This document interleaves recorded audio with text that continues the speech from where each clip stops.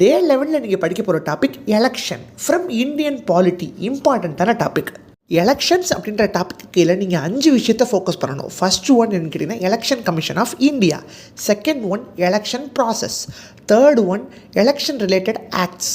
Fourth one election related committees. Fifth one election related reforms.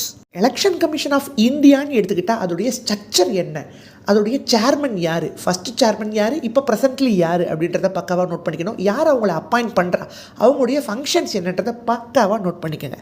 Election ப்ராசஸ்ன்னு எடுத்துக்கிட்டால் அனௌன்ஸ்மெண்ட்ஸில் தொடங்கி nomination results வரைக்கும் step by step ப்ராக்ரஸை பக்காவாக note பண்ணி படிச்சுக்கோங்க. எலெக்ஷன் ரிலேட்டட் ஆக்ட்ஸை எதை ஃபோக்கஸ் பண்ணி படிக்கலாம் அப்படின்னு பார்த்தீங்கன்னா கான்ஸ்டியூஷனல் ப்ரொவிஷன்ஸில் ஸ்டார்ட் பண்ணிடணும். ஆர்டிகல் 324 329 வரைக்கும் ஃபஸ்ட்டு பக்காவாக நோட் பண்ணிக்கணும். அதை தாண்டி ஆக்ட்ஸ் 1951 பீப்புள் ரெப்ரசன்டேஷன் ஆக்ட்லேருந்து 2010 வரைக்கும் என்னென்ன ஆக்ட்ஸ் வந்திருக்கு அதை பக்காவாக லிஸ்ட்டு போட்டுக்கோங்க.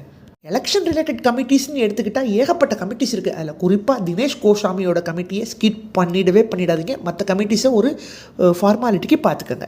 எலெக்ஷன் ரிலேட்டடான ரீஃபார்ம்ஸை பொறுத்த வரைக்கும் நீங்கள் எதெல்லாம் ஃபோக்கஸ் பண்ணலாம் அப்படின்னு பார்த்தீங்கன்னா அமெண்ட்மெண்ட்ஸை ஃபோக்கஸ் பண்ணணும்.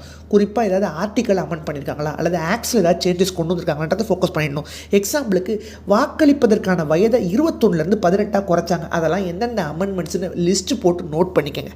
ஓகேப்பா, டிஎன்பிஎஸ்சி குரூப் 4 வரும்போது எதெல்லாம் இது வரைக்கும் ஃபோக்கஸ் பண்ணி கேள்விகள் வந்திருக்கு அப்படின்னு பார்த்தீங்கன்னா எலெக்ஷன் கமிஷன் ஆஃப் இந்தியா, அப்புறம் election related acts, election related committees, constitutional provisions, இது மட்டும் தான் அதிகமாக கேட்டிருக்காங்க. ஸோ அப்போ அதெல்லாம் ஃபோக்கஸ் பண்ணி பக்காவாக படிச்சுக்கோங்க. ஏதாவது டவுட்ஸ் இருந்தால் கமெண்ட் பண்ணுங்கள். நாளைக்கு பார்ப்போம். பாய்.